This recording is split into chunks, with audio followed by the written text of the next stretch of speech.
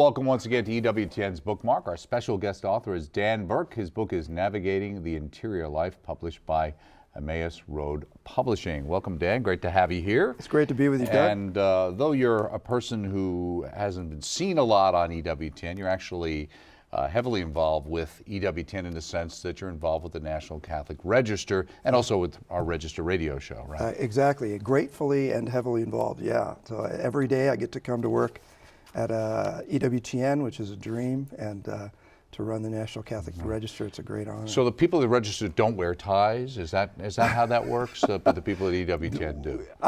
Yeah, maybe we need to make an adjustment. Now I understand. I never worked in that publishing side, right. So that's what it is. I always thought the TV biz was where all that stuff happened. So let me ask you here. You know, some people would have seen you on the Journey Home show. Yeah. So you are a convert. Okay. Yes. Now you wrote a book. Obviously, you're a writer. You've been involved with the newspaper for how many years? Since 2008. Okay. So we're talking about 5 years or so you've been involved. Is this the first book you ever wrote? No, I wrote another book called Business at the Speed of Stupid, which was about business and technology strategy back in 2000. Okay, so you came out of the Silicon Valley type? Kind of, yeah. I was in technology consulting, and really it was a catalog of how a lot of major organizations failed in their attempts to implement technology during the dot-com boom. Okay, right, exactly. I always think of how everybody talks about how wonderful the economy was at that time, as if, and forget that was all propped up by that. It was a bubble. That bubble. Yeah, in fact, that's where the idea for the book came, was working inside the bubble. It originally was a prediction for the explosion, or the collapse, and you could see it when you were there, right? Oh, no doubt. It was very obvious. I mean, when you say at one time, I think it was AOL had more value than General Motors. Right. How could that possibly be? Based on what? Yeah, exactly, Yeah. exactly. Yeah, so. People's hopes and ambitions, right, and wanting the stock market to go up. Yeah, exactly. Exactly. Now, you also, on your journey here to Catholicism, you talk about it in the book a little bit.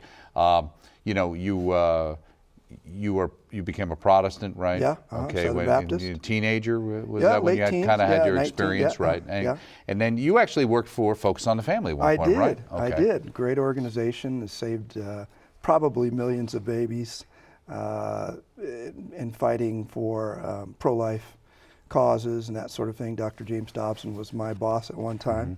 And yeah, it was a great blessing working in that organization. Okay, and then you ultimately swam the Tiber, as they say. I did while I was working at Focus, as a matter of fact. And how was that perceived at the time? You know, they're great folks. I mean, good evangelicals.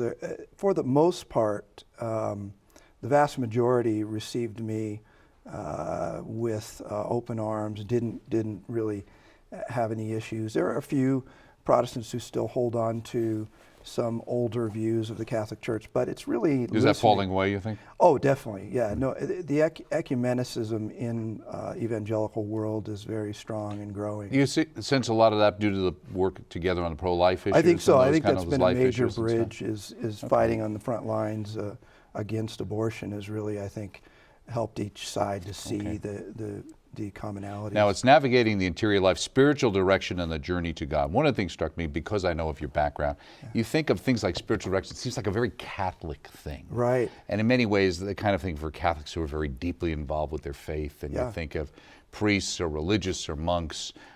You know, the person I always think with Father Dubé. He was like he's one the of my one heroes. we talked about, and you talk about his books in your book.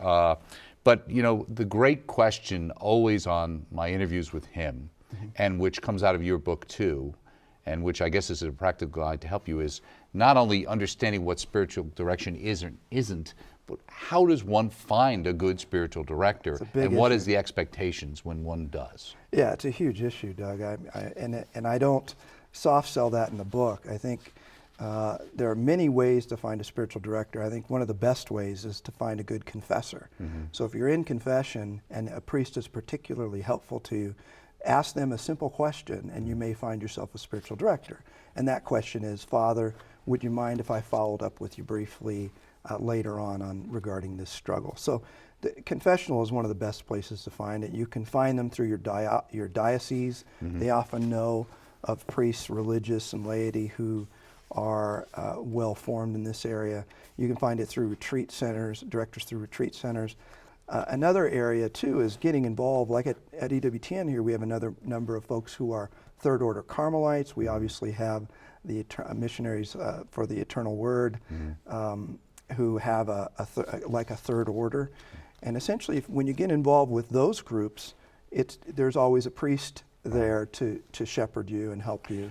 And that's another way. Well, that's interesting too, because at the beginning of this book, I have to admit, you have a lot of very Ralph Martin and other people who are lauding the book and talking about the book. Ray Ryland, Regis Flaherty, names of different people have heard of EWTN. And now Archbishop Naumann from the Archdiocese of Kansas City talks about this being an immensely practical book to help serious Catholics. He goes on to say, just as well-intentioned athletes can waste time, injure themselves, and hurt their team by embarking on an ill-conceived training program, so Christian history is strewn with examples of well-meaning individuals who went astray, harming themselves and others by following a misguided, imbalanced, and imprudent spiritual path. So is the idea that this book gets you through that minefield? Is that a problem for people when they're looking for spiritual direction? I think it's more about, I think Archbishop is more referencing those who choose to direct themselves, which is really an impossibility in the spiritual life because of blind spots and the weaknesses inherent to our human nature, concupiscence, that sort of thing. So I think Archbishop is really saying... But you also talk about in the book about a certain amount of New Agey kind of spirituality when you went to look as well, right? Yeah, that's another point of reference. Yeah, I mean, there are a lot of unfortunate realities in the spiritual direction world today, where if you go to, let's say, some of those in the church who are less committed to the magisterium, you're going to find some crazy things that folks are going to put you through, like the Enneagram and things that... Did you experience that in your own journey?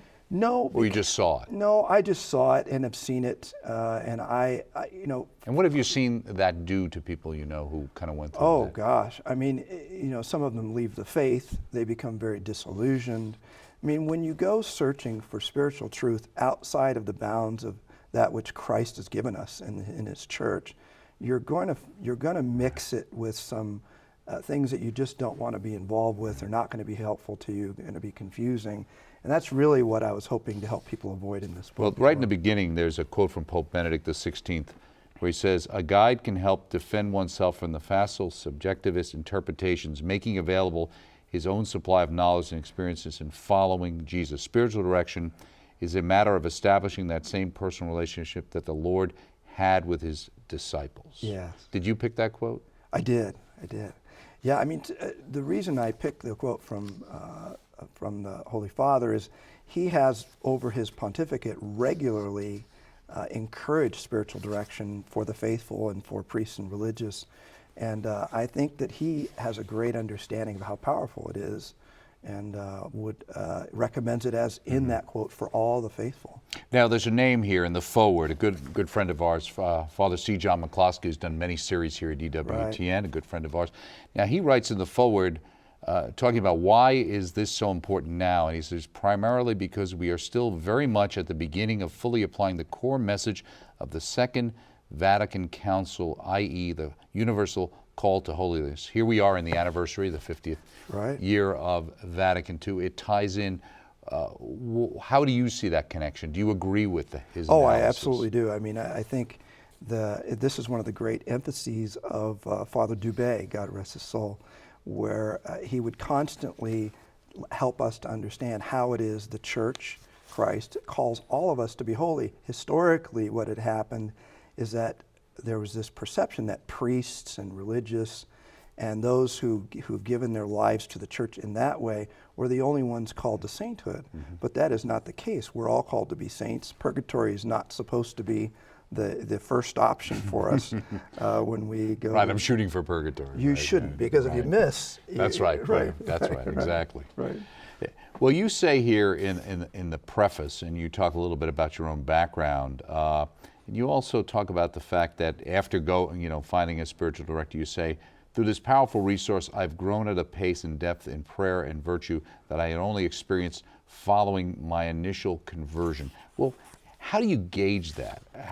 How do you know that that's true? It could be very arrogant, couldn't it? Ask your wife, I think, if you're a layperson. Well, you you're mentioned married. that elsewhere in the book. You know, I think that when you find yourself, confession is a great gauge. I mean, what are you confessing as you enter into the interior life, or you begin to take your spiritual life seriously, versus what you're confessing later on, or the frequency of it really is a great gauge.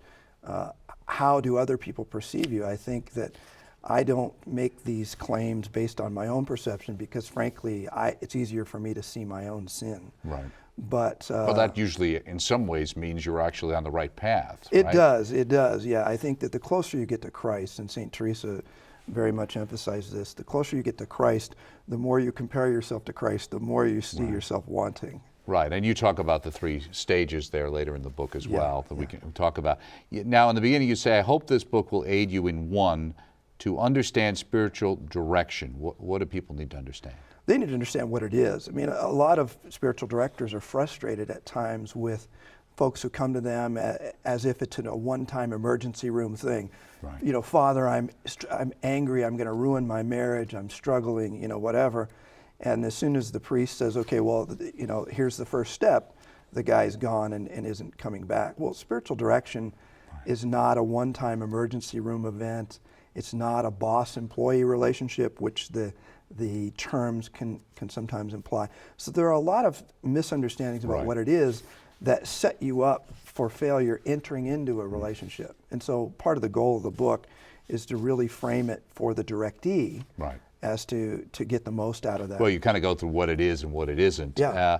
You initiate and engage in the process of spiritual direction. And 3, fully reap the spiritual benefits that Christ has waiting for you as you seek Him, find Him, follow Him all the days of your life. Now, one of the things you talk about, and you have a little personal story about fishing and mountain lions, but it brings out the point of something you're referring to as a blind spot. Right, right. Well, during that, I was fly fishing in the Rocky Mountains on the Arkansas River, and I came across mountain lion tracks. And in that situation, the roar of the river was very intense. There were a lot of cascades and that sort of thing. And you can't hear, fly fishing forces you to focus very much on the surface of the water where the fly is. When I saw the mountain lion track, the hair on the back of my neck really stood up. And it was fresh because it had rained recently, and so I knew that the mountain lion had been there fairly recently. There was brush behind me. It made me really aware of something that it was a rare experience to understand how big my blind spot really was. Mm-hmm. So beyond my peripheral vision, although it was even more focused on the water, there was this danger lurking out there. And certainly in that mirrors our spiritual lives. The problems that are the biggest and the most threatening to us are not those that we see and understand. Mm-hmm. They're not often the common failings that we're regularly taking to confession, but they're things that we don't see that others might. And that's where a spiritual director would be able to see those things, exactly. Or help you. And exactly. I guess in a way, what I got out of it is, like you said, that kind of the boss.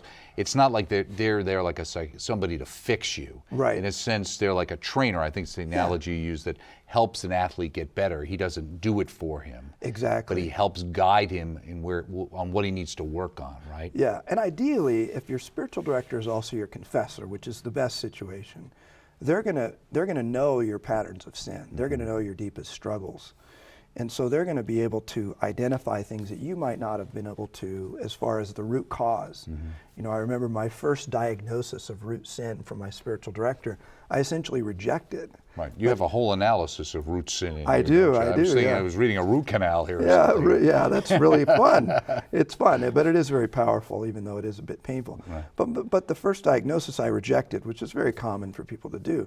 But he was right, mm-hmm. and it took me several years. Was that pride?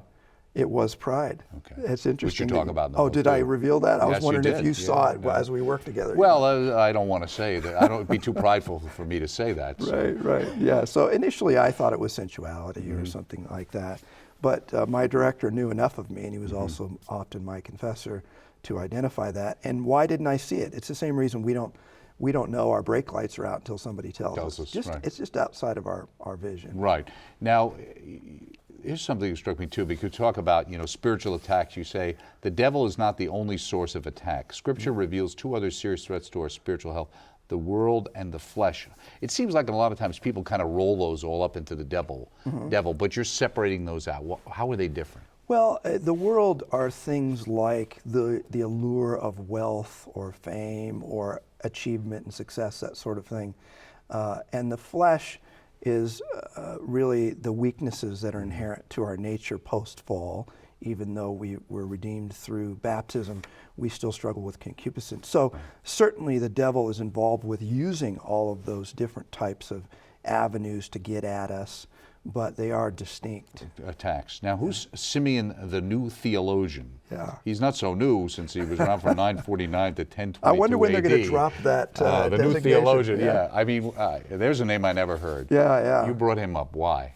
Oh, part of this work was I didn't want to just look at spiritual direction from Western tradition, and it really was inspired by Pope Benedict. One of his, when he went through a brief summary of the life of Simeon the New Theologian, he mentioned spiritual direction in one of his, I think, Wednesday audiences. But essentially, I wanted to review the saints of the East and the wise counsel from the East as well as the West. So that's really how Simeon the Theologian came in. In the section you talked about in the beginning, what is spiritual direction, you were listing a couple.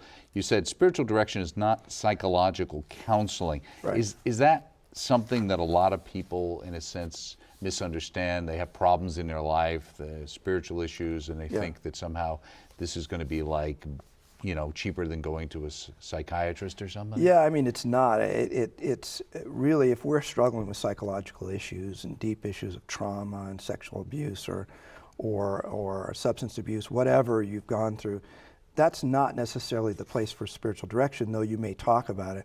That's really the realm of trained psychologists, psychiatrists, and that sort of thing.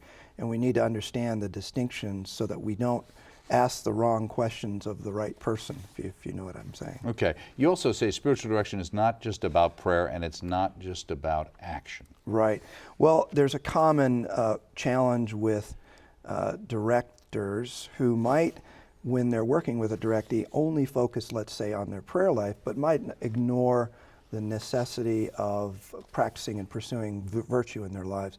And the saints clearly teach, in particular Teresa of Avila, that they have to go hand in hand. So if you're working with a director, they shouldn't be only focused on virtue or only focused on prayer. Those two have to go hand in hand as you develop a deeper spiritual life. Right.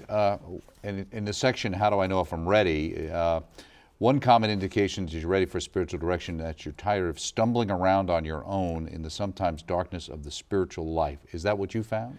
Personally, yeah. I mean, I remember there was a period where I was asking the Lord, I didn't understand what I needed to work on next. I had really overcome some serious challenges from past patterns of sin, but I really didn't have any sense of, okay, well, where's my next weak point? Where is it that I need to work on next? And so that's a kind of a darkness. John of the Cross calls that a dark night of the sense, where you're really not able to, the battles aren't as obvious and big to you, and you need help to get some light. Right. Earlier we kind of talked about the pride thing, and I think that was in How Do I Know If I'm Not Ready for Spiritual Direction? Right. And I thought this was really interesting. You say, many saints and spiritual writers have struggled with the reasons why daily Mass attendees often have behaviors, attitudes, or life patterns that are very contrary to what would be expected of someone who encounters Christ every day in the Eucharist. Right.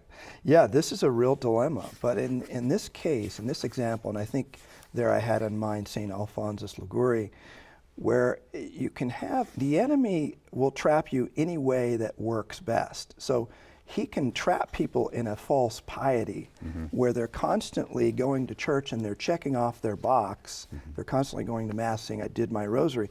But they go out and treat people in ways that Christ would never have them do. So in a sense, then the enemy says, no, you're doing great. Every day you're in Mass. Every day you're doing your rosary.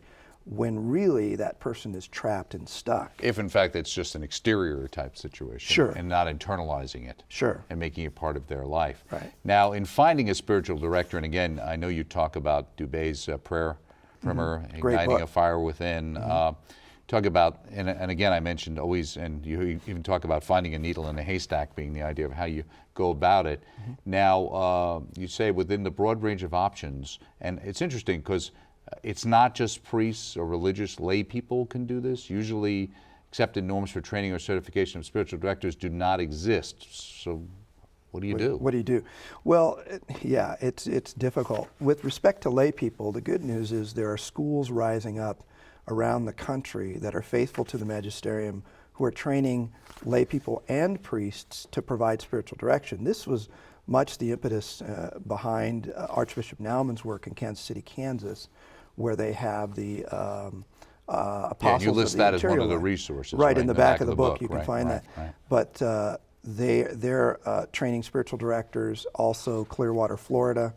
The Marian Servants of Divine Providence are training spiritual directors, and the Lanterry Center in Denver. So these are three schools that are rising up to help us to get more needles in the haystack, so it's easier to get poked when you're trying to find a director. Okay, good. Yeah. Now, and at the end of finding a spiritual director in this, you have questions for your would-be spiritual director. One was, are you in regular spiritual direction? How often do you meet with your director? What has motivated you to become a spiritual director? So these are the things, once you ascertain someone, right, you would ask them these questions. Yeah, really. I mean, you need this is your soul, right? This is your spiritual destiny that you're dealing with. These are serious issues. Mm-hmm. Sometimes you get locked in on mortal sin and don't know how to get out.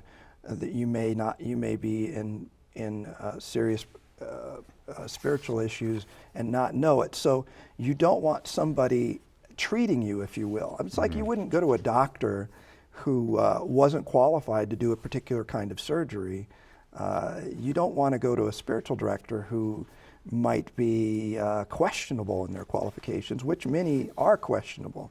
So you really have to don't just accept the person who says, hey, I'll direct you to heaven. I mean, right. And in fact, those folks are a little bit scary. The ones who are putting a shingle out sometimes can be a little bit problematic. So that's why I gave those questions, so that you can, in a sense, help you ascertain whether or not they're qualified. Right, a couple. Are there any teachings of the church that you disagree with or struggle with? That would right. Be, do you have a devotion to Mary? Right. Interesting. And please tell me about your relationship with Christ. I guess if they won't, then I guess they're not a good person to. Well, look, if you say, please tell me about your relationship with Christ, and they begin talking about this cosmic consciousness, right, or things like that, you need to just go do, it's time to go get lunch or something. You got things to do. Right. You also talk about what a spiritual director's responsibilities are. Yeah. What are the responsibilities? Well, their responsibilities are to pray for their directee. They're responsible to really listen well and attempt to understand. Sometimes in the confessional, a priest, for instance, will get on a roll and assume that everybody has the same problems because they hear the same things over and over again, and there can be a danger for them. So they kind of cookie cutter answer number 52, right? or, Cookie cutter answers, okay, that sort of thing. They need to be in spiritual direction themselves, which we've mentioned briefly, because really you can't be led. You can't give what you don't have, and somebody can't lead you where they haven't been themselves. So those are a few of the things that spiritual direction. Right, you got the three ways of the spiritual life, and we hear many times purgative, illuminative, and unitive. But it's interesting that phase one is childhood, then it's adolescence and adulthood. And you have some very simple, but I thought very revealing little charts here about the differences. And I thought it was interesting also where you talk about mediocre piety and intermittent piety. I mean, a lot of those sound pre-Vatican II. If you hear the name, it sounds like, oh, gee, isn't this the kind of stuff they were teaching in the 50s? Yeah, and it's stuff that we shouldn't have left behind. Some of that's from Soul of the Apostolate by Dom Choutard. And essentially what I did is I tried to simplify the three ways. Most Catholics are only exposed to that if they've been in and out of seminary and had special training. But it's very powerful teaching. So my goal was to simplify that. And I thought that combining that with Choutard's breakdown of how people at different stages respond to the Eucharist, how they think about sin and that sort of thing, would really help someone in spiritual direction get a sense of you are here. You go to a mall and you have a destination you're trying to get to. But often if you don't know where your starting point is, you can't find your destination. So the goal in all of that is really to help people get to it. Get that mole map that Yeah. you're looking for. Let me ask you, what if somebody's out there saying, you know, I like spiritual books. I don't know if I'm ready for spiritual direction. Will this book help me ascertain whether I should have a spiritual direction? Certainly. Or could I get something out of this even if I'm not interested? Yeah, and in fact, the book is written for those who are in spiritual direction and want to get more out of it, who are not in and want to get in, or those who are just looking to advance in their spiritual life. And you working on another book? I'm working on 2, yeah. Okay, 2 books. 2 books, yeah, Okay. yeah. So you're going to stop by and see us when you're... Oh, I would love to. This has been an absolute joy being Great. here. You can tell us what topics they are if you want to The reveal. 2 topics are prayer and exorcism. Okay, interesting. Yeah. Okay, not together, but separate. Separate, right. Okay, very good. Very Great good. to have you here, Dan. Great to be here. And thanks so much for all your hard work at the Register. Keep you up as the well, great work. sir. Speaking with Dan Burke, author of Navigating the Interior Life, published by Emmaus Road Publishing, available through the EWTN Religious Catalog. And I highly recommend you check out this book. I'm Doug Heck. Join us next time right here on EWTN's Bookmark.